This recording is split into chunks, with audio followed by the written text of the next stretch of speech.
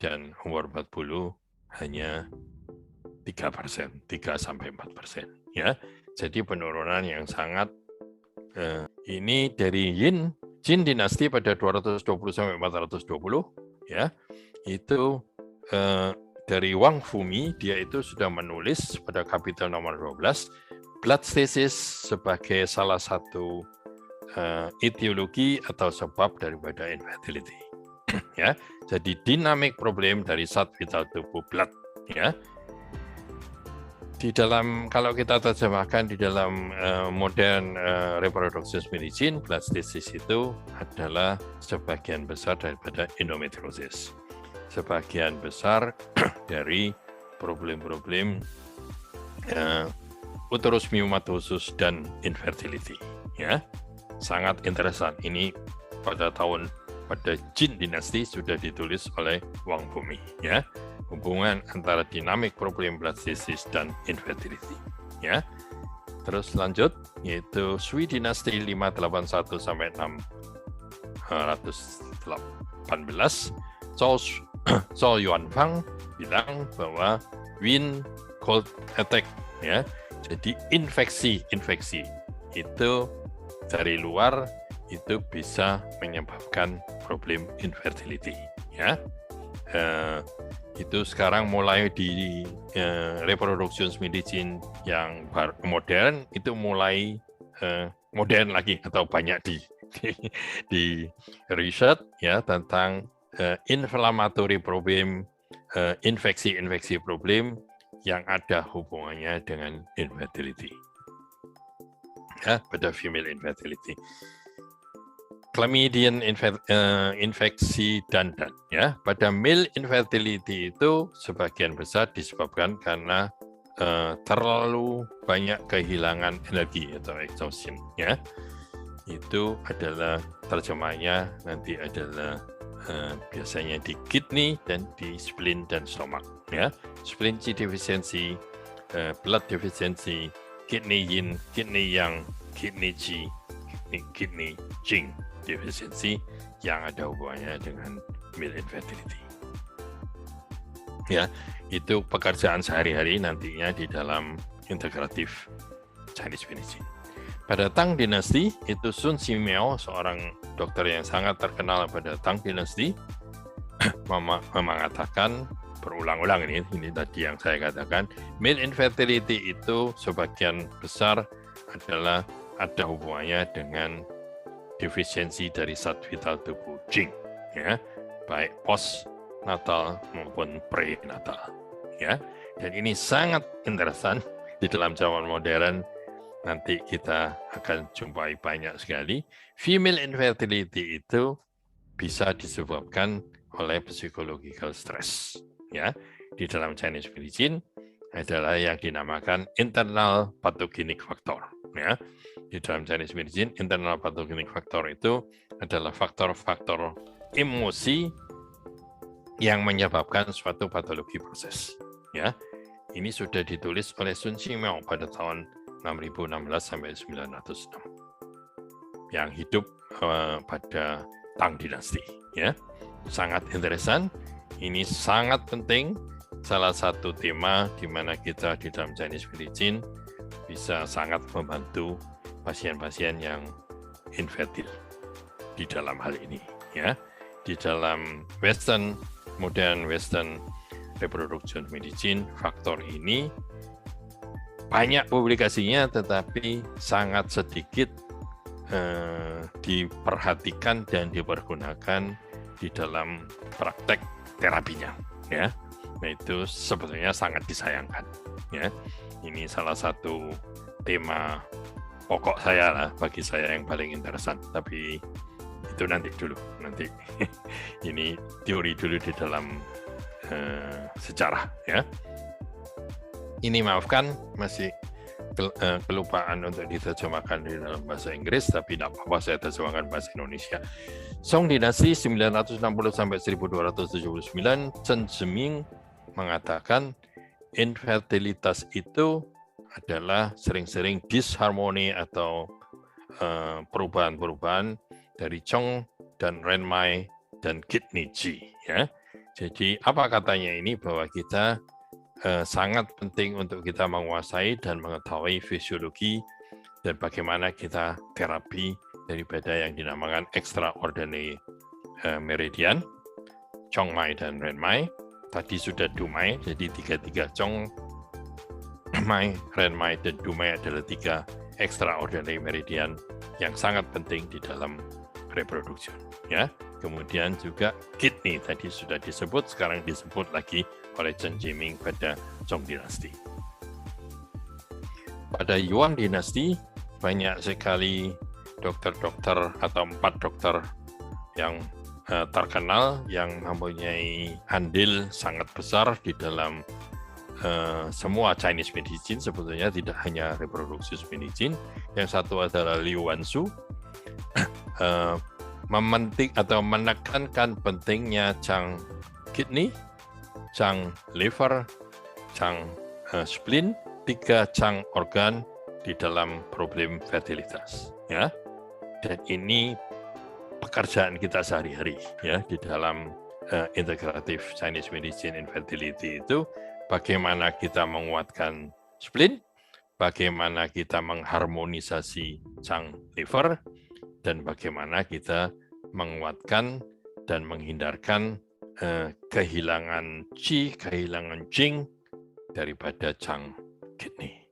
Ya, 3 yang terpenting yang hampir selalu kita temui problemnya pada terapi infertility, baik female maupun male infertility. Plus nanti heart yang ada hubungannya dengan Shen, nanti ada hubungannya dengan stres, ada hubungannya dengan internal pathogenic factor, emosional disharmony. Ya, Zheng Zhihe mengatakan phlegm dan dam patologi ada hubungannya dengan infertility. Realisasinya di dalam zaman modern adalah akumulasi dari phlegm pada pasien-pasien polycystic ovarian syndrome. Ya, menurunnya fertility competence dengan yang ada hubungannya dengan adipositas, terlalu berat badannya, terlalu tinggi dan sebagainya. Polycystic ovarian syndrome menurut Chinese medicine adalah blokade daripada Paulo dan Paumai. Ya, hubungan antara kidney dan Baogong atau uterus dan heart dan uterus yang diekspektasikan dengan Paulo dan Paumai. Ya, Li Doyan di dalam bukunya Biwailun mengatakan sangat penting, yaitu fungsi daripada spleen, Chang organ, dan stomach, Yang organ atau Fu organ. Ya, itu tadi kembali lagi pada Wang Dinijing. Pada umur 35, maka fungsi daripada Yang Ming, fungsi daripada middle jiao mulai menurun, dan ini diulang lagi oleh Li Dongyan pada dengan bukunya Biwailun. Maka sangat penting strategi-strategi untuk tonify atau bufa strategi untuk menguatkan spleen. Ya, Zhu Danzi pada Yuan Dinasti mengatakan pentingnya untuk menaikkan to nourish yin daripada kidney di dalam infertility problem. Ada pertanyaan, Thomas, atau boleh saya teruskan? Ini penting sekali ya, Yuan Dynasty ini sangat penting karena pekerjaan kita sehari-hari. Kalau melihat sejarahnya menarik Pak Kiki, yang dinasti sebelumnya yang dibahas, dinasti Tang dan dinasti Sui itu juga sudah menyebutkan eksplisit mengenai male infertility ya. Yang ada di bayangan saya mungkin karena tempat saya besar di Indonesia, rata-rata pandangan masyarakat, setidaknya pasien dengan problem infertility biasanya yang diminta periksa dulu itu yang pihak perempuan, Pak Kiki, rata-rata pasien ya. Jarang sekali pasien yang laki-laki itu yang mengajukan diri, oke, saya cek dulu apakah saya oke atau tidak oke. Tapi menarik bahwa dari tahun sebegitu itu sudah bisa menilai bahwa salah satu problemnya juga di male infertility. Jadi menjadi salah satu problem bahwa itu menyebabkan infertilitas pada pasangan. Menurut Pak Kiki, kira-kira bagaimana cara mereka pada saat itu untuk menentukan, oh ini male problem bukan female problem gitu. Di tahun segitu, di mana kita tidak bisa, kalau menstruasi mungkin bisa ditanyakan di anamnesa, tapi analisa sperma di tahun segitu kan hampir ya pasti nggak ada gitu. Menurut Pak Kiki bagaimana? Ya, menurut literatur yang saya baca dan bisa dibaca oleh semua orang, ya, bahwa itu sudah sangat normal di dalam Chinese medicine itu, bila suatu pasangan itu adalah mempunyai problem infertility, maka yang diterapi itu adalah suami dan istri. Ya, dan itu sangat interesan sebetulnya menurut saya.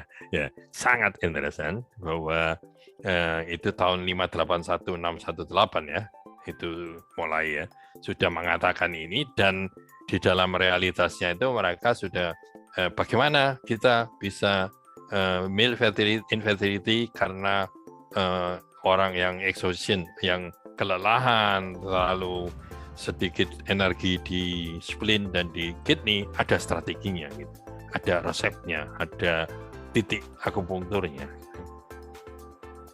Ya, jadi di dalam buku-buku itu bahwa sudah dituliskan bahwa bila pasangan itu kepingin punya anak dan tidak bisa punya anak, ya suami istri dua-dua harus diobatin gitu. Interesan. Ya. Interesan ya. Padahal sekarang yang kamu katakan itu kenyataan ya. Secara statistik itu sepertiga itu problemnya di male infertility problem, sepertiga itu di female atau sebagian besar dari female, sebagian besar di male infertility problem, dan sepertiga itu dua-dua, male dan female. Ya, jadi kalau siapa yang bertanggung jawab mungkin 50% di dalam kenyataan sekarang. Ya, tetapi yang datang ke kita itu kasus-kasus yang sulit itu adalah sangat banyak sekali yang multifaktorial dan multi level problem. Ya, karena itu saya selalu akan langsung saya minta suami istri untuk konsultasi pertama dengan saya atau dengan kita di dalam Chinese medicine. Ya, saya tidak mau sebetulnya konsultasi kalau hanya istrinya saja. Ya, memang istrinya sering dimajukan dulu, tetapi suaminya tidak mau dulu gitu. Tetapi di dalam praktek harus di dalam pembicaraan pertama, pemeriksaan pertama, itu menurut saya sangat penting juga untuk dua-dua bersama-sama. Ya, karena ini problemnya itu secara statistik modern gitu, di dalam literatur demikian, di dalam sejarah, ya mau diapain lagi? Ya, kira-kira demikian. Ya, sangat menarik bahwa mereka sudah mempertimbangkan itu di eranya. Ya.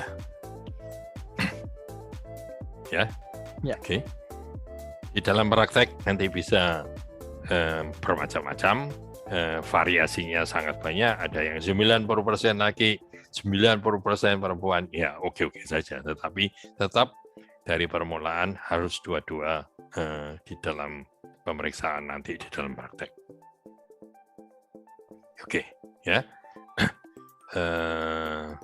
Oke, Yuan dinasti ini sangat penting ya. Itu kerjaan kita nanti sehari-hari adalah bagaimana kita mendiagnosa dan menterapi Chang kidney, Chang liver, dan Chang Mills. Ya, Chang spleen, sorry bahasa Jerman. Ya, oke. Itu 3 Chang organ terpenting, ditambah nanti Chang heart yang juga sangat penting, yang ada hubungannya dengan emosi di dalam infertility problem. Oke, sekarang kita mulai ke zaman modern, agak modern ya, di Ming dinasti. Nah ini sekali lagi dikatakan bahwa di dalam bahwa faktor emosi terutama, dan ini yang benar-benar kita jumpai sekarang, terutama pada perempuan, faktor perempuan itu infertility sangat penting emosional ya, daripada juga problem-problem yang ada hubungannya dengan interaksi dengan dunia luar ya. Kalau di zaman Ming itu dengan mertua atau dengan familinya yang suaminya dan sebagainya ya. Sekarang kan tidak itu, tetapi mungkin di pekerjaan ya dan sebagainya yang lebih penting di zaman sekarang. Tetapi faktor-faktor emosional stres itu sangat penting ya. Yaitu antara lain ditulis oleh Wan Xuan ya. Itu kalau infertility, female infertility itu sangat penting untuk kita to downward dan calm Shen ya. Shen itu ya emosi ya, untuk mengharmonisasi Qi, dalam hal ini adalah liver, dan untuk menguatkan blood. Itu strateginya pada yang paling sering dipergunakan untuk female infertility. Sedangkan untuk male infertility itu kita menguatkan Qing ya, jadi kidney, menguatkan Mingmen, itu fokusnya. Sedangkan Chang Yingwei ini seorang yang sangat besar pengaruhnya pada zaman-zaman modern ya, itu dari Ming dinasti. Dia mengatakan Mingmen itu problem di Mingmen adalah yang paling penting di dalam sebagai sebab infertility ya, sehingga terapi strategi dia itu meregulasi menstruasi, menguatkan blood atau memberikan makanan untuk blood, menguatkan tonify spleen dan stomach dan kidney ya. Itu kembali lagi yang saya katakan ya, menguatkan darah ya, bagaimana ya, menguatkan spleen ya, menguatkan Qi dan Qing, menguatkan apa ya, kidney ya. Menstruasi regulasi ya, meregulasi sering-sering itu Chang liver. Kembali muter-muter ke situ lagi ya, itu diulangi lagi oleh Chang Yingwei ya. Dan di situ dia mengatakan Mingmen adalah salah satu yang penting. Nanti saya bahas apa itu Mingmen, konsep Mingmen itu apa ya, oleh beberapa macam konsep dari berbagai macam sejarah di dalam sejarah Chinese medicine. Semua ada hubungannya dengan kidney, kira-kira demikian. Ini yin dan yang, jadi water dan fire ya, yang bertanggung jawab pada semua transformasi proses ya. Kita harus ingat sekarang perkembangan dari spermatogenese yang 100 hari itu adalah transformasi proses ya. Semua transformasi proses itu tergantung dari fungsi daripada